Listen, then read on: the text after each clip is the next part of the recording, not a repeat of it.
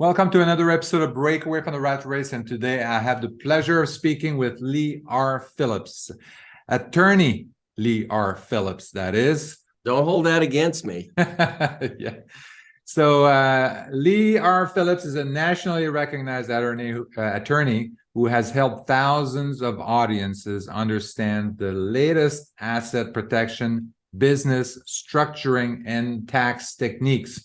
He's a counselor in the United States Supreme Court and holds licenses in law, real estate, and insurance. For 40 years, his company LegaLees LLC, a play on word here, LegaLees, has specialized in solving asset protection and tax problems for high net worth individuals. When you hear him speak, you will understand why asset protection became his passion. And make sure you stay till the end of the show because Lee has a special free giveaway for his LLC mini course. Lee, welcome to the show. Good to be here. Thank you for having me, Eric. So tell us about where this passion for asset protection and tax protection and business structuring came about, because for most people, this is like something we deal with because we're forced into. Well, basically, I was forced into it. I had graduated from the university with a law degree, one of the top law schools, and I had a master's in chemistry and a bachelor's in geology and physics. And about 4 months out of law school, I was a patent attorney, one of the highest paid lawyers. I got sick. And when you say asset protection, Eric, everybody goes automatically, oh, that's going to be a lawsuit.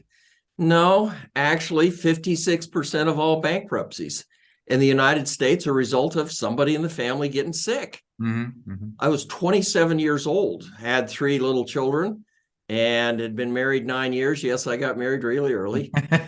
and I got cancer and became the national guinea pig. I spent 5 months in intensive care in an isolation unit and didn't work for 3 more years. And my wife and I, we lost everything. If our parents hadn't stepped in and given us a little money, we didn't have any debt or anything. We'd done everything right. Yeah. But if they hadn't stepped in, given us a little money, I mean, we would have been living in a car. Wow. So asset protection goes way beyond the lawsuit. The lawsuit's actually just a little bit of it, okay? Yeah. Actually, what's your biggest asset protection threat? It's called the IRS. Yeah, that's Those right. boys are taking half of what you're bringing in. I know. Isn't that an asset protection threat? It's one of the reasons why I moved out of California. Because I couldn't, I was paying more in California tax than all my other taxes combined, all the different states that I do business in and the federal. So my California tax was higher than all of them combined. Yeah, no, it's the taxes are a big deal. Yeah. So we're going to talk about taxes today. We're going to talk about the lawsuit. We're going to talk about how to protect your investments, your real estate, your big brokerage account, whatever it is. How do you protect that when the economy goes south? And the economy's probably going to go south. Yeah. It doesn't look good. No. In the 2008, 9, 10, I saw a lot of people, they'd lose one house, one rental unit would go bad, and they'd give it back to the bank, and the bank would sell it, but there'd be a deficiency. So the bank would come back to the individual owner. Then they'd go to the next house, take that one, deficiency, and they just went on down. I called it a domino effect. And they just lost everything. So I've been helping people for a long time. Like you said, I'm a counselor of the United States Supreme Court, and I'm also attorney in the U.S. federal tax courts. So I do challenge the IRS at times and help people with taxes. In fact, in my office in the last 10 years, I've gone big time into taxes. I've got a former IRS special agent, special auditor. I've got the former head of the Western Division of the IRS in my office, and a bunch of accountants. So when I talk about taxes, it's a serious matter, and there's a positive side to it too, Eric. What's your biggest tax shelter? Real estate. Absolutely. Ding, ding, ding. Your real estate, if you understand it, is the best tax shelter available. Mm-hmm. You can do wonderful things with real estate, the taxation associated with it, the new taxation on short-term rentals. It's complicated, and you can understand it. I mean, you're a real estate investor. You're making money doing real estate. You're smarter than the rest of them. Mm-hmm. You can understand it with no problem. But your accountant, I'm going to tell you, he's not a real estate investor. No, accountants are conservative dudes. Yeah, no. And they don't invest in the real estate, and they just plug the numbers in, and the computer spits out the taxes. Well, you need to learn how to use the real estate as a tax shelter. And I mean, I can talk for hours about real estate taxation because it is cool. It is really good. But we want to talk about basic asset protection today, I think. Is that what we're doing? I think, we want to touch a little bit on all these things. So I think asset protection, I think, is something that comes to mind. I would say, especially as we're heading into the recession, how do you protect your assets in case and kind of, if you can share kind of a little bit more about your the details of what you've seen in the previous financial crisis and how this domino effect happened. Is this going to can this happen again in 2023? And then how do you protect yourself today against that, if that's the case? Well, it can absolutely happen again in 23. And I think it's happening. I think we're well into it. And I think it may be going downhill. Maybe it'll turn around. Maybe I'm wrong. I hope so. Yeah. But the problem is when you go down and you get a piece of rental real estate, you're going to leverage the bank, which is good. Yeah. I mean, you're using somebody else's money to buy your real estate. Yeah. And the tenant's paying the mortgage for you. And, it's great, guys. But you sign personally on that mortgage. I'll guarantee it.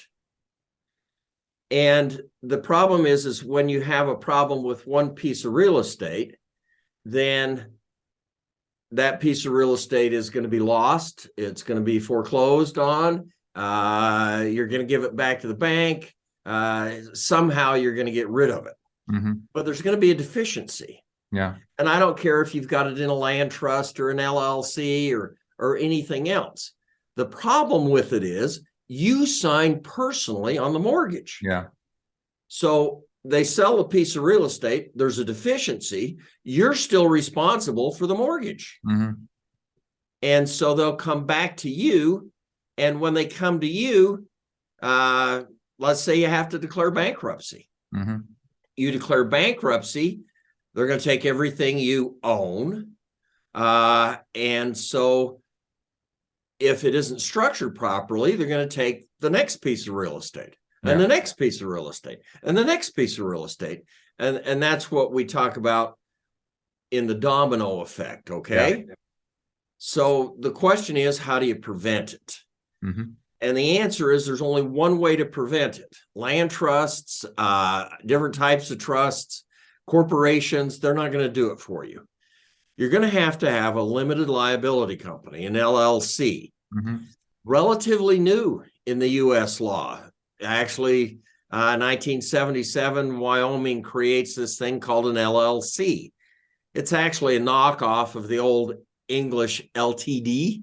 Yeah, remember that? Or the German GmbH, Gesellschaft mit beschränkter Haftung. My German's not too good. But Volkswagen's a GmbH. Yeah. And it's a company with limited liability. So 1977, Wyoming creates it. And by the way, the first question is, how are we going to tax this new animal? And it took the IRS 20 years to come back and tell us how they were going to tax it. The good news is they said, we don't care how you tax it. You tax it any way you want. Tax it as a sole proprietorship, disregarded entity. Yeah. Tax it as a partnership. Tax it under subchapter S. Tax it under chapter C. We don't care. You just pick, check the box. So that's a great opportunity for you. It has that flexibility. But you didn't really hear about the LLCs until, I'm going to say, 2006. Mhm. If you went to the attorney before that, the guy'd say, well, I'm not sure you want one of those. We don't have enough court cases, enough precedents on these LLC Really? things. And Yeah. finally, in 2006, we got the Uniform LLC Act. Uh-huh. The lawyers get together and they create uniform acts. We've got like 180 of them now. Yeah. And then the states adopt these acts, and they'll make little tweak changes to them and stuff to put their own stamp on them, so to speak. But generally, each state has adopted the Uniform LLC Act. So we're now uniform state, state, state. And then the attorneys could say, okay, we know what's going on. We know how the next state's going to treat it if you get sued there.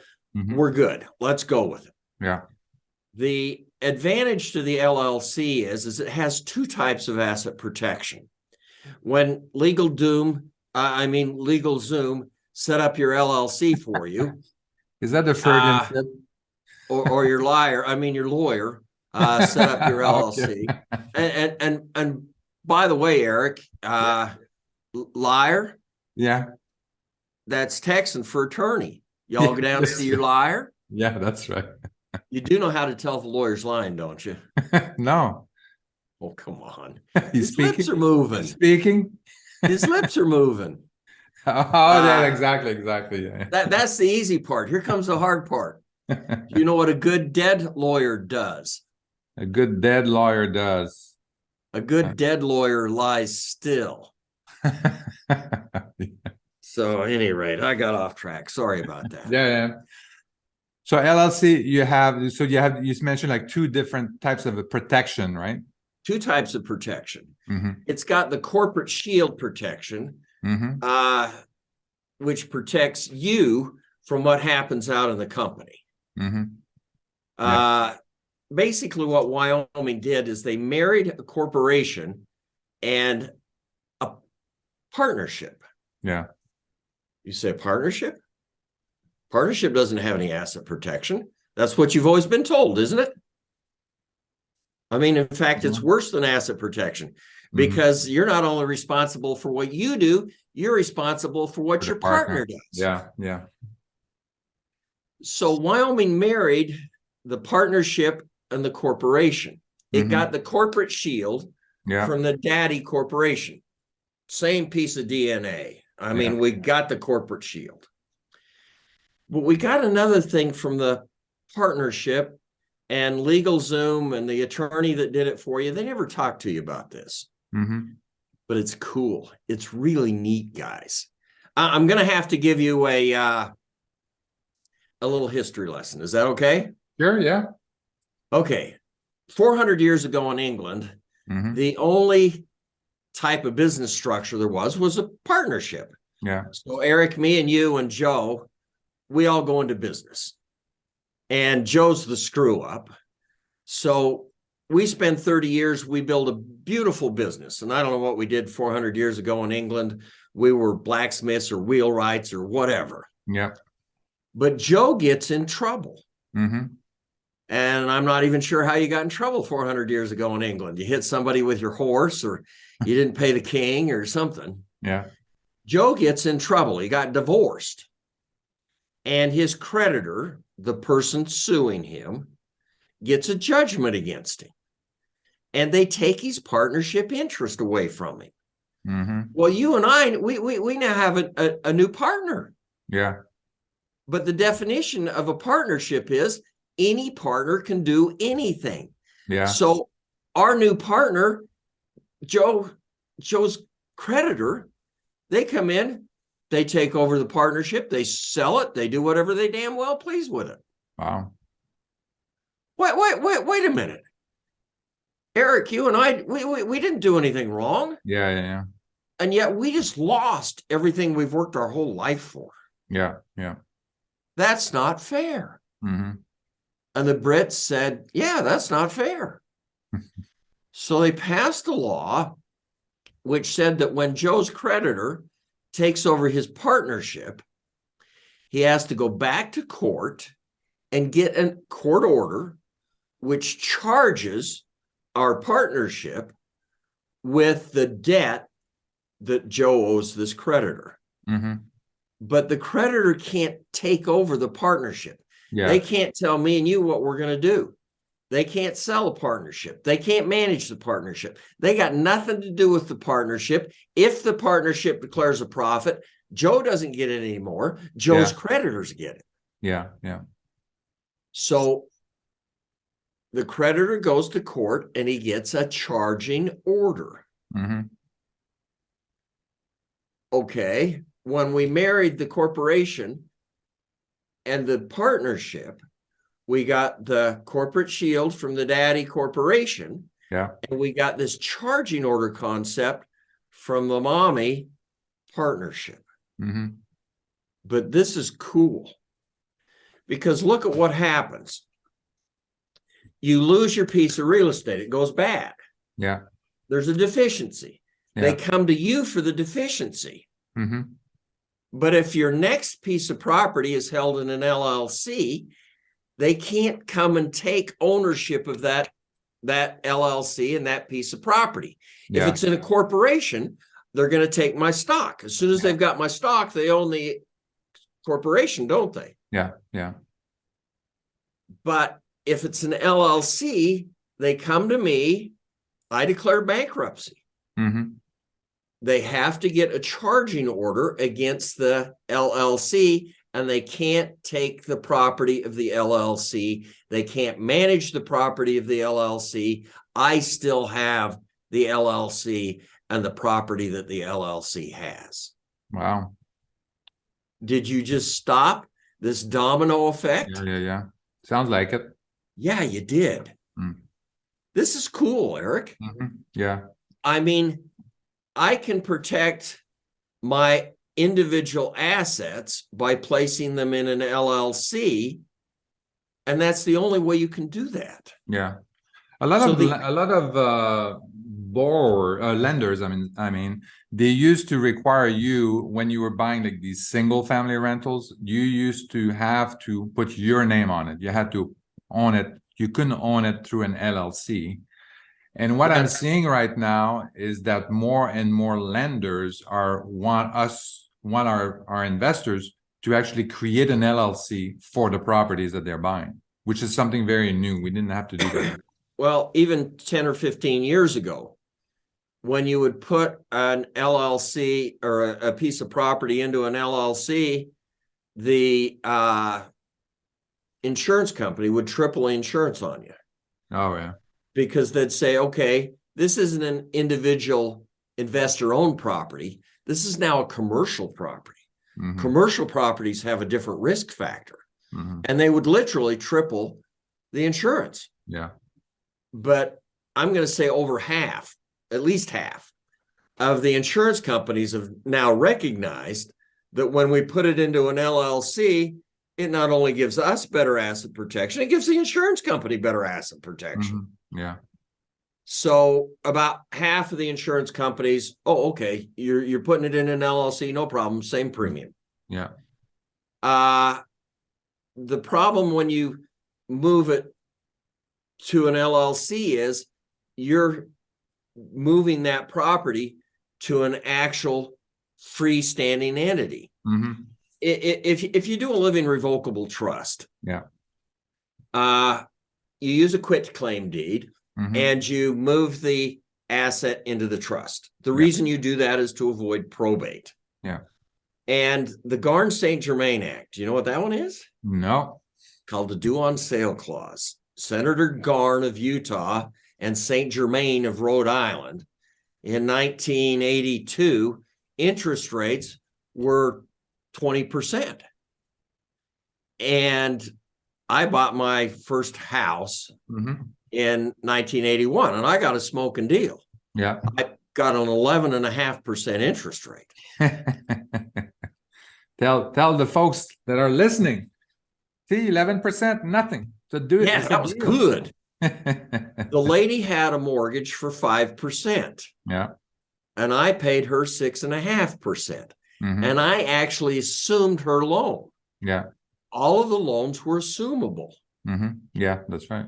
And the mortgage companies are going, hey, wait a minute. Mm. This guy just bought a house.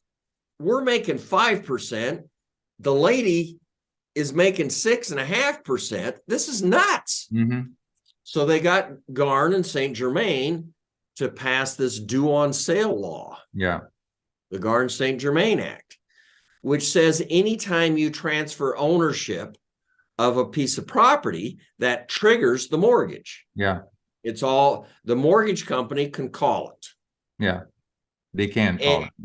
And they made about 7 or 8 specific exceptions. Mm-hmm.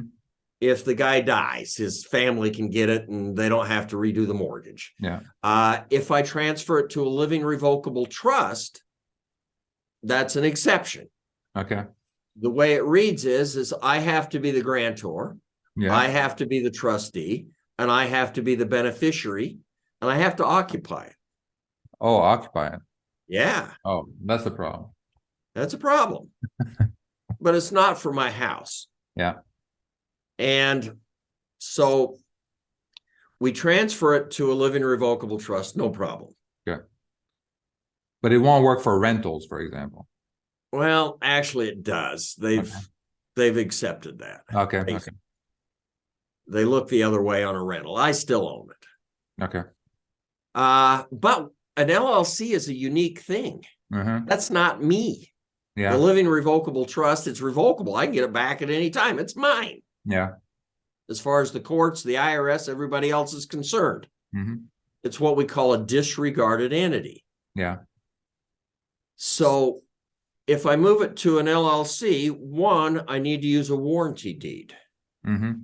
Because I want any warranties that go with the property to transfer over to the LLC. Yeah. If I am doing a living trust, I'm just moving it from one of my front pockets to the other front pocket. Mm-hmm. I still have the warranties. It's me. Yeah. The other thing is technically you have now triggered the due on sale clause. Yeah.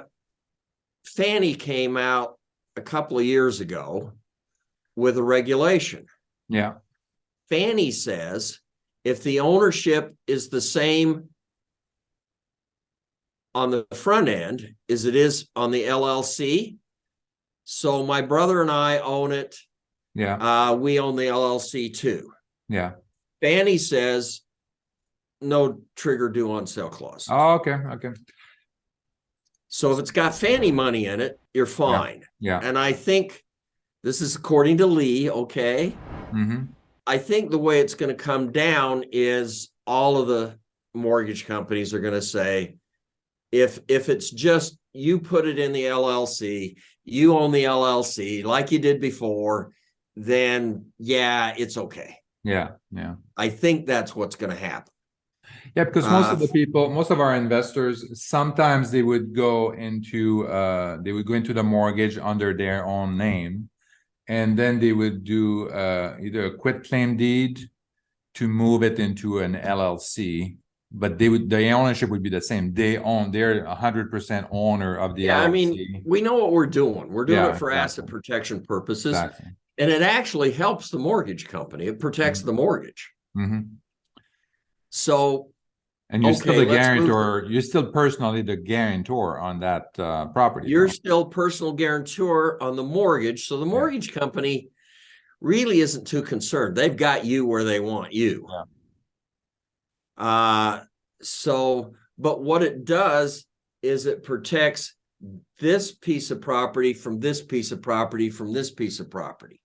Okay. Now, if I've got 3 pieces of property all in the same LLC, then all 3 of those pieces of property are going to be subject to the problems that are created in that LLC. Mm-hmm.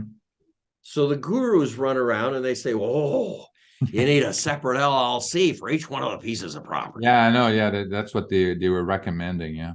And I've got two doctors that called me up 10 years ago. And they said, Lee, They're in Long Beach, California. Okay. Yeah. Lee, we've got a problem. This guru came to us and he said, you need to set up the LLC for each one of the properties. We have 53 properties. Mm-hmm. And the attorney only charged us $5,000 to set up the LLC. And we've got each piece of property in a different LLC. Wow. And he only charged us $5,000 Yeah. per 53 LLCs. Yeah. And then he said, hey, in California as well, you have to pay the FTB as well. Yeah, the franchise tax or Tax the board, California $800 California fees. year It's $850 a year for each LLC. He said, you don't want it in California. You want it in Utah. It doesn't He matter. says, I'm in Utah. I'll act as the registered California. agent. And he says, I'm not only a lawyer, I'm an accountant too. I'll do all the taxes for you. I'll issue the K-1s to you. You busy doctors just don't worry about a thing. And he only charged them $1,500. Okay. So they were not actively managing. So they were not actively managing the LLC. And by the way, screwed them right there. Mm-hmm. Because California now has a little bippy. Mm-hmm. And the little bippy is if you own more than 25% of a company outside of California, you have to register. That company has to be registered in California. Otherwise, California will fine you $3,000 a year. Oh, wow. So he screwed them. But the two doctors, they got me on the phone and they say, Lee, we're not interested in asset protection anymore. Our lawyers got all of our money. How do we get out of this? Yeah. So don't let these guys shove you overboard. Yeah. I'm going to tell you, if you've got 13, 14 pieces of property, you ought to have maybe 3 or 4 LLCs. Mm-hmm. You can't manage 15 LLCs. Mm-hmm. There's the state fees. There's the separate tax returns. It just goes on, and you just bury yourself in paperwork. Yeah. If you've got 4 baskets with 3 eggs in each one, that's better than carrying all 12 eggs in one basket. It might not be as good as carrying 12 baskets, but you can't walk down the street carrying 12 baskets. Yeah. So don't let them shove you overboard, and they'll put as many of these LLCs or trusts or land trusts or whatever. They'll put as many as you want in place because they get paid for every one of them. Yeah. And it's pretty easy to do too. It's easy to do. I mean, you can do disregarded LLC, right? These LLCs could be disregarded entities, so you wouldn't have to do a separate income tax for each of them. That is true. They're going to feed down through a Schedule E to your 1040. Yeah. So it's not too bad, but I agree with you. Like I kind of group them into a certain number of properties, and then depending if I have like joint venture and stuff like that, then I have that. I'm going to let you in on a little secret, okay, Eric? All right. I told you I've got all these former IRS guys in my office. Yeah. They kind of gave me a little heads up. Oh, by the way, any agent, and we now have 87,000 brand new shiny agents coming online. It's going to be crazy. Any agent can audit a 1040 with a Schedule C or a Schedule E. Less than 1% of the agents can audit a partnership or a subchapter S. Oh, okay. Really? Did that tell you anything? Wow. Yeah. They have to have an accounting degree, Yeah. and they figure it costs $3 million to train that agent to audit the partnership and the subchapter S. Wow. So maybe I would think about a partnership. Yeah. But that means you need a partner. Yeah. You need 2 owners of an LLC. And the question is, 1, how many do I set up? 2, which state am I going to set them up in? Yeah. Oh, you go to Wyoming, it's private. You go to Nevada, no tax. You go to Delaware, it's great. Really? I'm going to tell you, and I'm sorry, guys.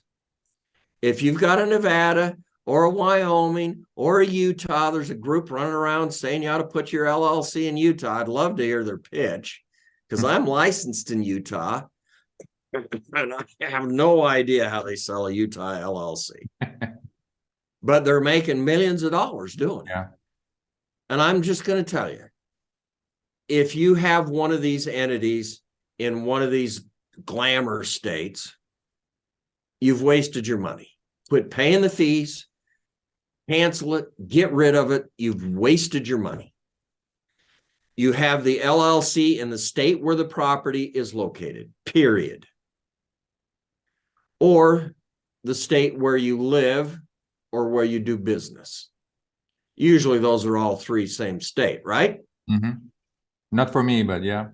You know, you're doing property in lots of different states. Mm-hmm. You're going to set up an LLC in the state where the property is. Mm-hmm. You're going to have a registered agent and stuff, but you're going to set it up in that location.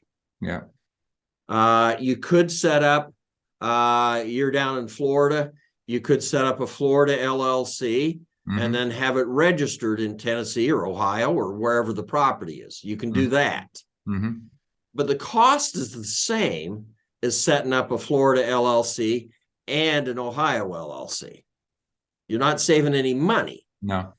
You are saving the possibility of another tax return. Mm-hmm. If it's a disregarded entity, that's not an issue because it's just going to feed into your 1040 form on a Schedule E. Yeah.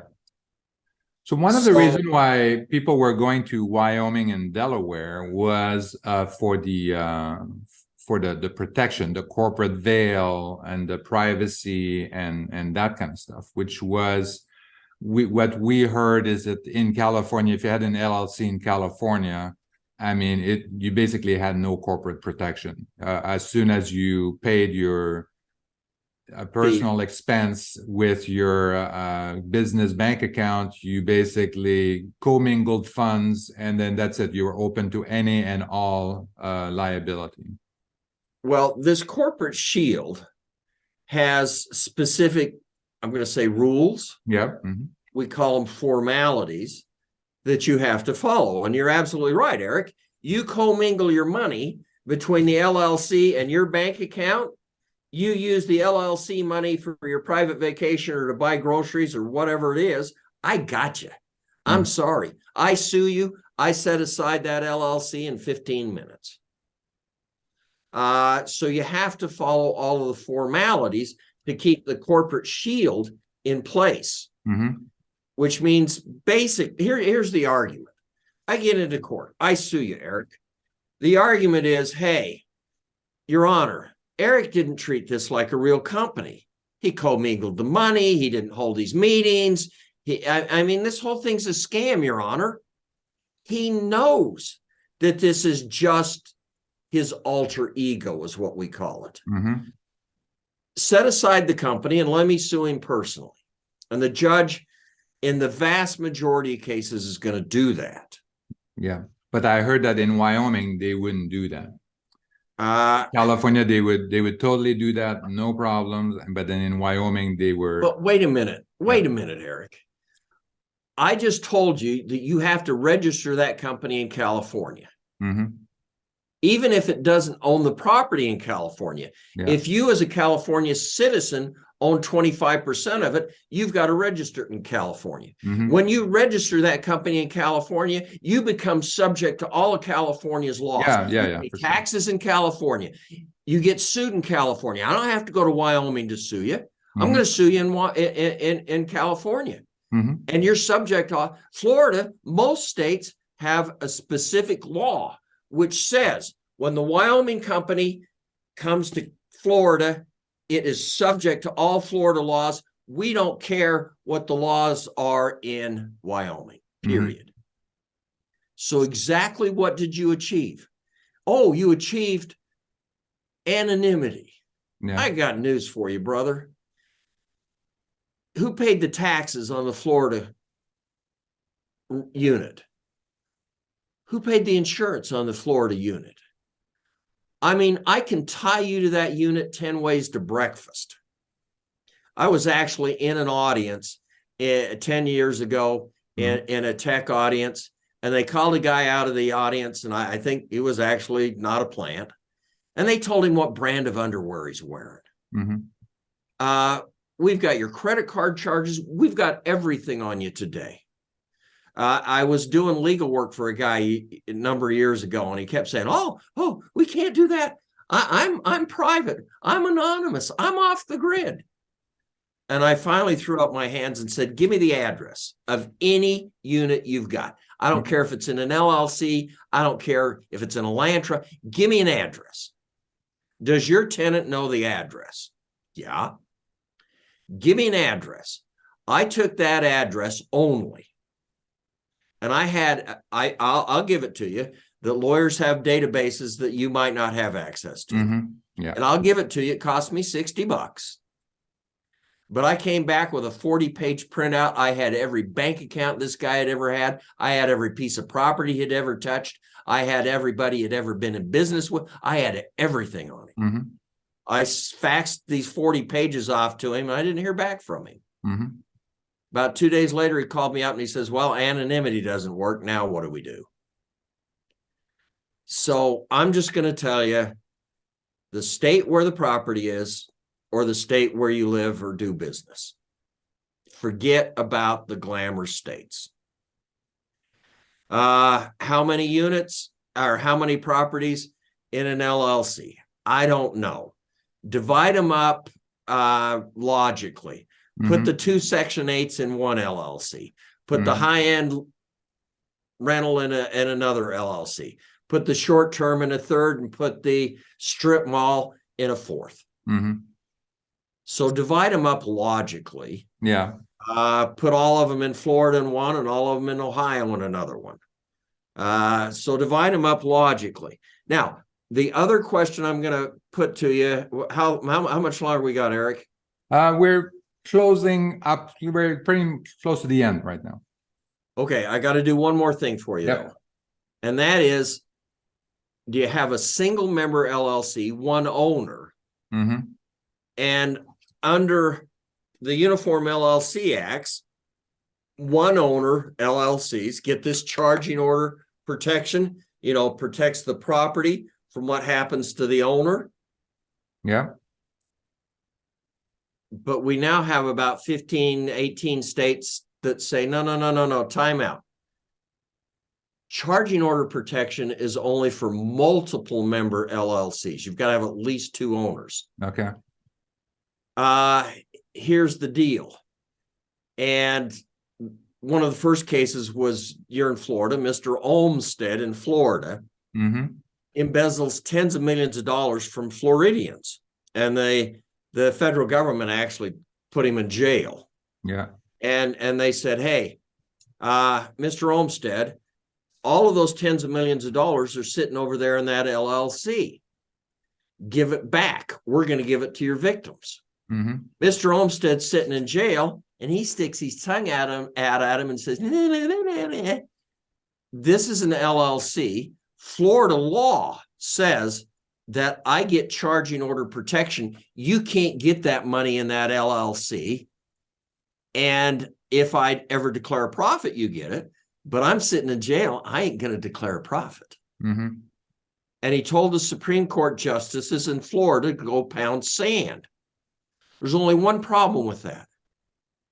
There's a lot of sand in Florida. The Supreme Court justices aren't interested in pounding sand. Yeah.